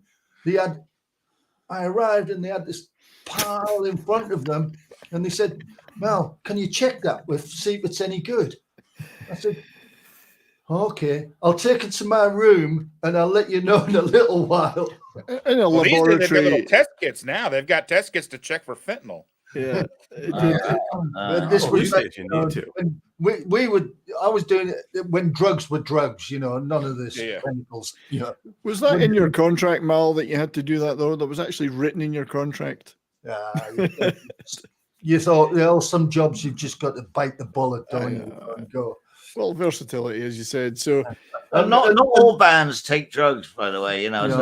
Just 99.5%. Well, there's a lot that do. There's a lot of crews that do, but it's not the same as it was back in our day. I don't think. Well, not on my crew anyway. well, I think we've seen though the amount of effort it takes for what you guys did. That you could party a bit, but there's a point beyond which you just couldn't do it. I mean, it's physical, long days, long effort. It's the same thing now. You finish the gig, get to bed, get up early-ish, travel the whole day, do the sound check, get the meal in, do the gig, back to the hotel. You can't keep boozing and snorting till 3 a.m. and be down for breakfast. No, 8 o'clock. exactly. Yeah, it's just there is a physical. It's a physically hard job. Yeah, Well, these days Here's the way to do it. into it. You just don't go to bed. Well, many times. back in the day, we probably never went to bed a lot. Right. Yes. But, these days, I'm afraid that's. Well, given what you guys have said about the early days where they didn't even give you money for hotels, going to bed wasn't an option. I slept in the truck. Yeah. Sitting up. Sitting right. at that age. Do it on the plane. It's only looking back now we realize, we should have had a hotel then. It was just like, we're driving to Stirling and back the next day. I was like, we went all the way to Stirling with one thing. Hey, well, at least you'd get to see William Wallace's statue, though, wouldn't you? Who booked that for? That's what I mean. So I just wanted to mention what Davina was saying here. So Kazi, a popular Scouse and Cockney phrase originating in the 19th century. Kazi is a corruption of the. Someone's just taken that away from me there. Casa. Sorry, somebody's taken away when It's me. I'm sorry. Corruption of the Italian phrase casa, meaning house, immortalized by the Kazi of Calabar in Carry On Up the Khyber. Educational program. We could probably get a grant from the government to do this show. So Carry On Up the Khyber. You got from the Second World War time, or maybe even before that. Well, in Newcastle, in Newcastle in England, they call the toilet the netty. You think, where did that come from? It's from the Roman occupation. They used to use they had cabinetti with the toilets, cabinetti, and it was still they used the word netty. Netty. Wow. You see, language over this is the show where you learn some important things. Never too old to learn. Information you'll never use, but see, this is what the BBC should be. That's right. Thank you. Promote that man. Yeah. So, but Davina mentions a famous British institution again that you guys and I all know about. Carry On, the Carry On movies. Carry On Up the Khyber being one of the. You can probably watch one on English TV every day. That's right. And Carry On Up the Khyber is one of the best ones. The Devils in Skirts. Yeah. Oh, well, you would say that, wouldn't you, Brian? Right. Hey, why? Why'd you say that? So if anyone watching has never seen a Carry On movie, it's a British institution. They made them for about 40 years, mainly with the same cast, with lots of guest stars here and there, but they were all just like spoofs of things like spy movies, Roman. Carry On Cleo. Carry On Roman Cleo. one. Yeah. Infamy. They've all got it. Infamy. So again, it's like status quo. Nobody in North America knows them, but it's a British institution. Yeah. So I wanted to just, we've got about 20 minutes left. Wilco, I know you did a lot of the tour accounting. How difficult was it to keep the finances running on a tour and keep that budget balanced with all the shit that's going on? Was that really tough to just keep it all on track, or was it all? No. I mean, you're not doing tour management, so the whole concept is cash, obviously. So when I used to leave, there was no computers. None of that was involved back in the day. I used to have printouts of everything, what I was picking up in the box office, print out of payroll, per diem, hotels, and that's what I basically did. I was on top of all of that stuff. The band didn't check out. The tour manager would run out with the band, and I'd already checked them out, you know. And Right. The box office, the band would leave. I'd be in the box office for another 2 hours, you know. I hated doing that. It was all Mm. money, money, money. And in those days, it was always like, well, why have you got 12 drum rises? I've only got one drummer, you know, and all that shit would come in. And it's like, Mm.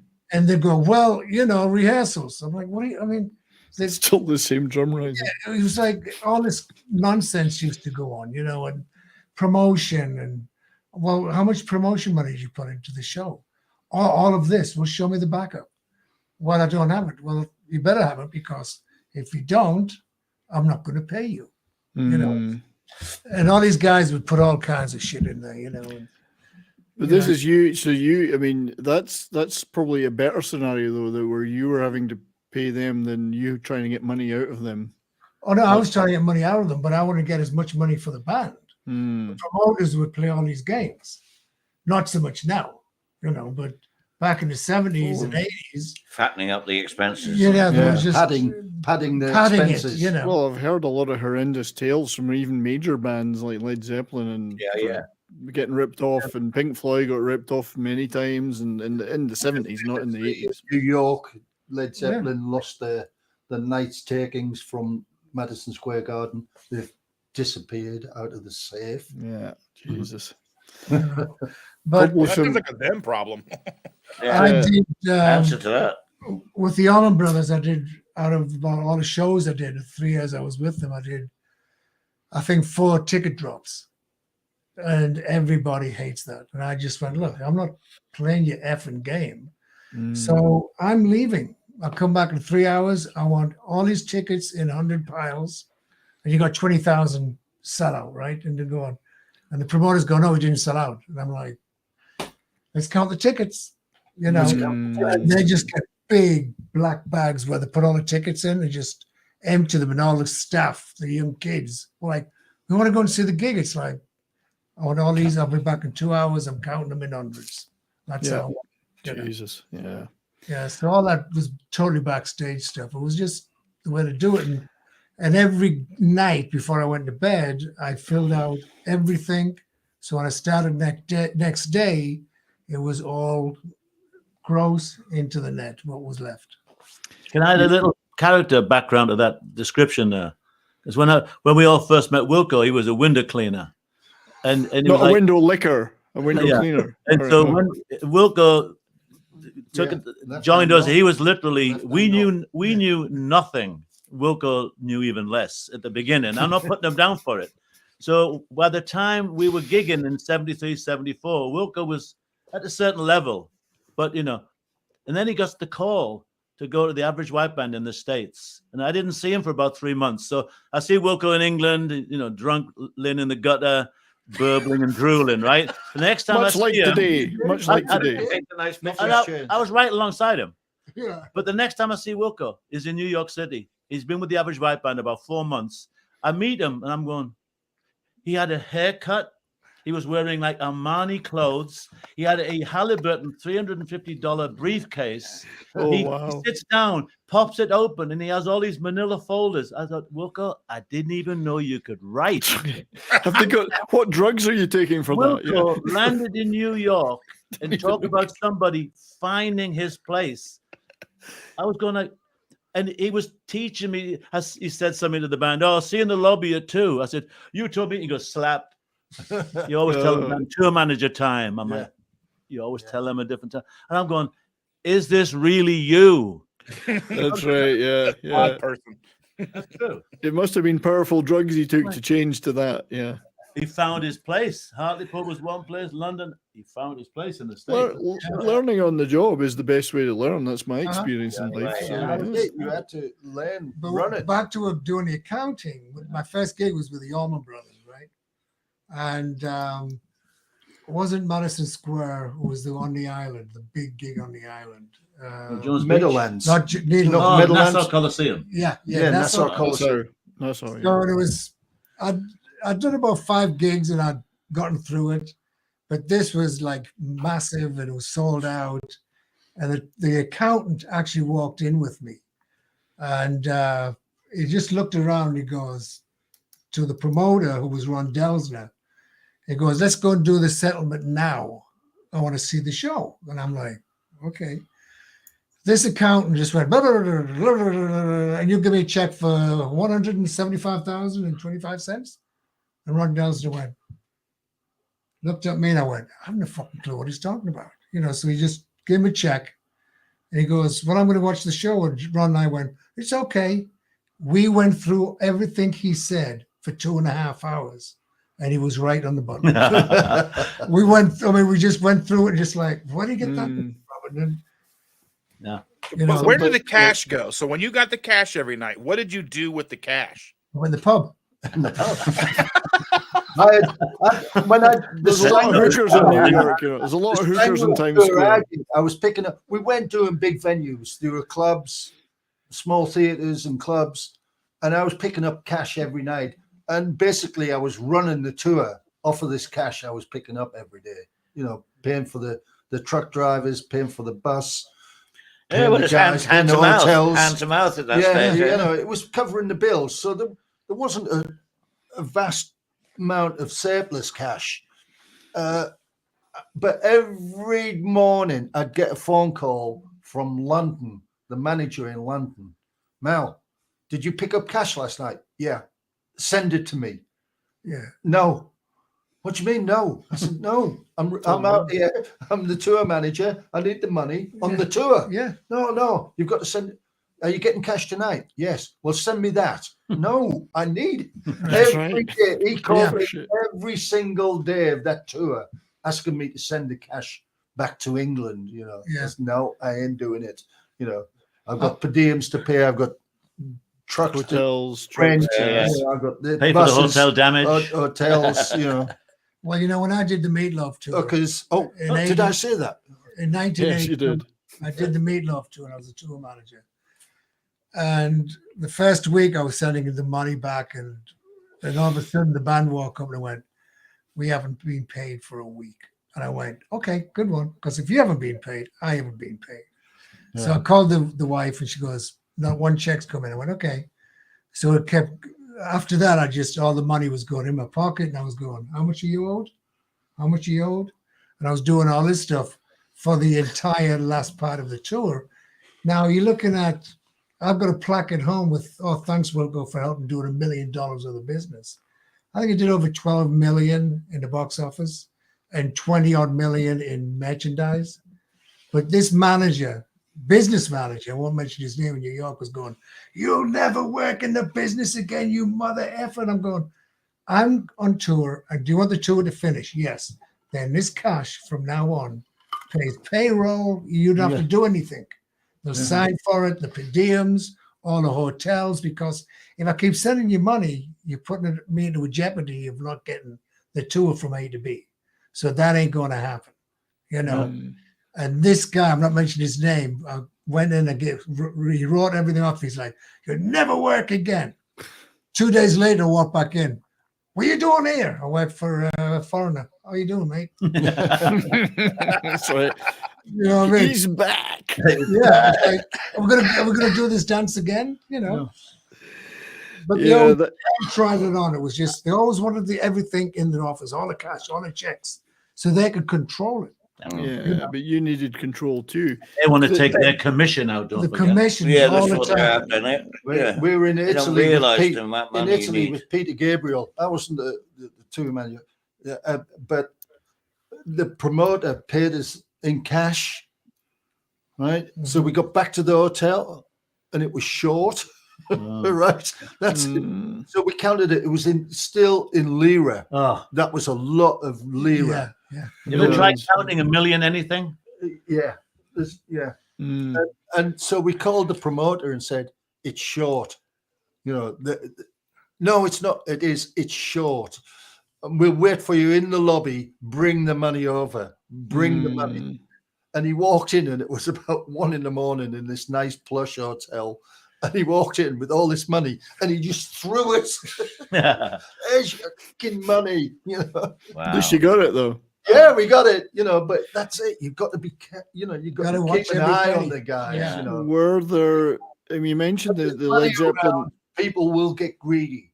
You know. Oh God, yeah. And I was going to say, you mentioned the Led Zeppelin Madison Square Garden thing. Were there some shady characters hanging around, perhaps with black violin cases and? Yeah. You've seen the movie, right? Yeah. Yes. Was there a lot of that? Yeah. Like Yeah. people That's that all I'm were. gonna say, because they might come and get me. Nothing. Yeah, it must have been because when cash is around, there must have been a lot of. You know what? Where's our cut? What's the guy said in the Godfather? We're just the buffers. Yeah. What a buffers. The Allman Brothers, Steve Masowski, God bless you. He didn't tell me this, but I arrived with a band. Is he on the roof?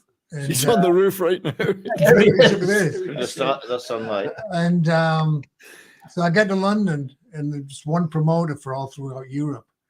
And what I didn't know there was $70,000 missing. He hadn't paid it. So he met me in London with a money belt with Dutch money, German money, Italian money, American money, and English money, all in pouches. In a belt. And what am I supposed to fucking do with this? He goes, you want 75 grand? It's all yours. Wear it. And I did all through the entire effing tour. Yeah. Because it must have been some pretty shady people hanging around these tours, I would have thought. Yeah, it was trying me. to get in. Trying Me. to get in. Yeah, it was you. Yeah. Well, Yeah, you were the I was- shadiest. I'll be You out-shaded. I'll be pulling out different money going, go check this. You out-shaded them.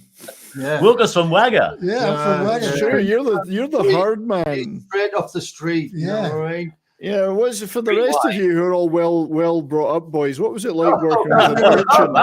Not me. I was in the street just below East. Oh, you're urchins. It was Yes. next street over.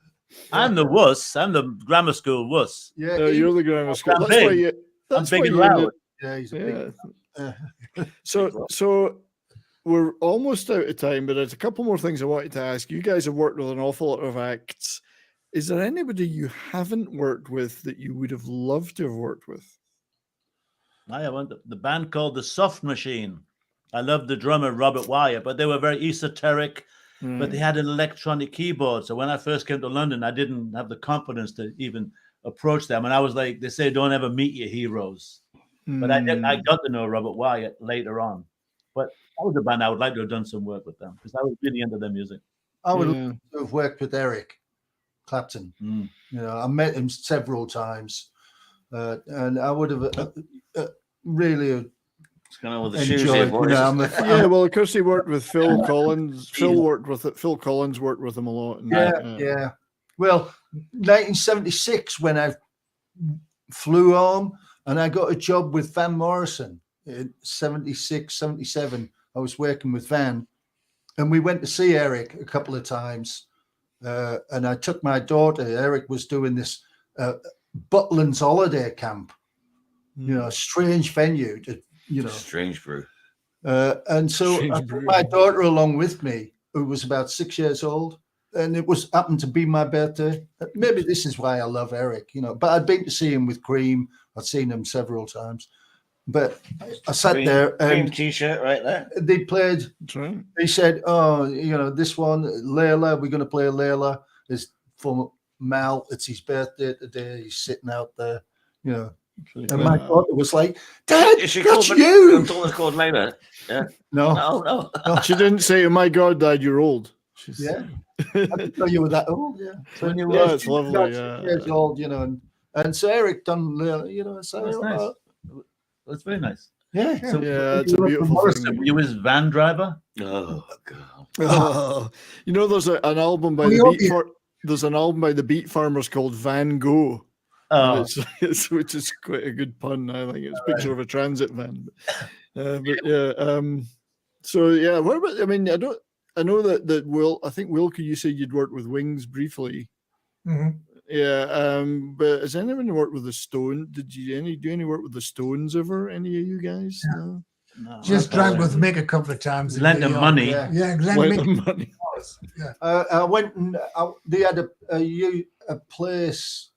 Forgotten where it was, somewhere in Wiltshire or somewhere like that. Startling Studios, right? and I went and looked that over for Richard Branson because he was going to buy it to turn it into another Manor Studios. So never worked with the Stones. Yeah, Branson's a interesting guy.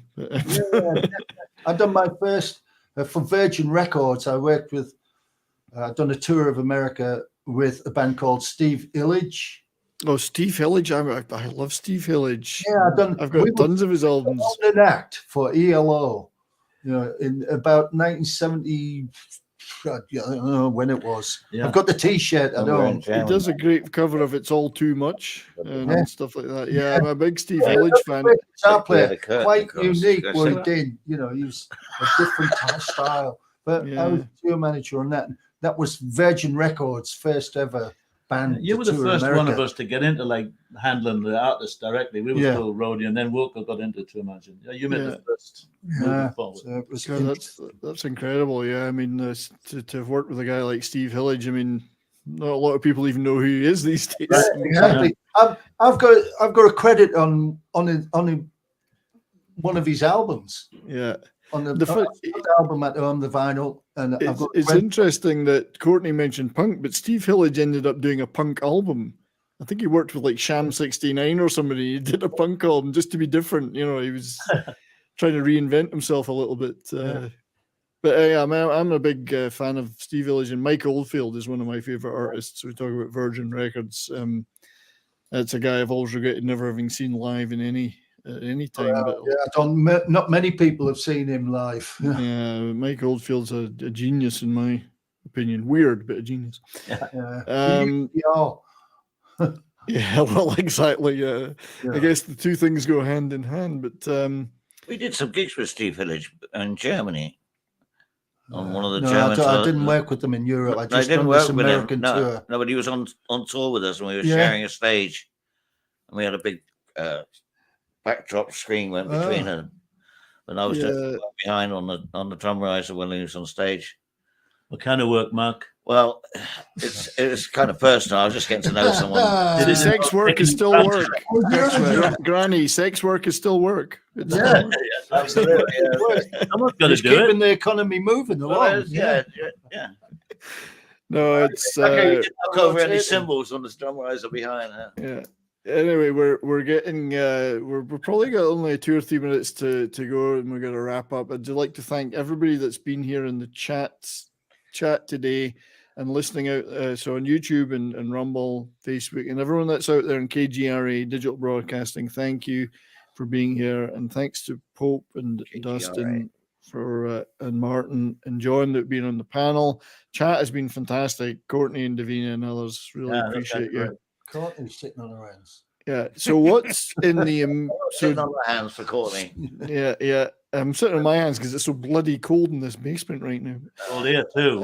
Yeah. So Mark, what's in the heating on? I've had plenty of heating on. I've got my sweatshirt on. Well, as soon as we get off, we'll get back to fighting again. So, I think celebrity roadie deathmatch on screen would have been great. But let me give you a quick rundown of scheduling. Yes. Mark and I are staying here for 2 weeks in Torquay, England. I'm still broadcasting. For Saturday, these gentlemen are going to Kent. And then next week, Mr. Grange goes back to the States. So whatever you need from us, let us know. Yeah, we're all connected. Because we could connect. And then we also got to talk about doing the tremolos. Yes, so Wilco, as you say, we were going to do a special on the band The Tremolos, the band that Decca signed instead of the Beatles. Yeah, Brian Poole and the Tremolos. Yeah, but I want to do a special on those guys and with you. Well, there's only one left, Len. Yeah, he's just got a hospital. So so we'll connect up backstage. But in your immediate future, you guys are in the UK for a couple of weeks together, and you're going to be doing more recording for your channel. Yeah. The 15th, we are going to Spain and Portugal. Right. Okay. Well, we got a lot of bloody editing. I've got a lot of editing to do. We're on the phone. We're on the phone. And probably you do as well. But I want to say thanks for having us on. Yeah, we love this. Yeah. My pleasure and honor, guys. And please, everybody, check out Rock and Roll Rowdies. We do have to wrap. Thank you, guys. Love you very much. See you all soon. Cheers, guys. Right, guys. Thanks, guys.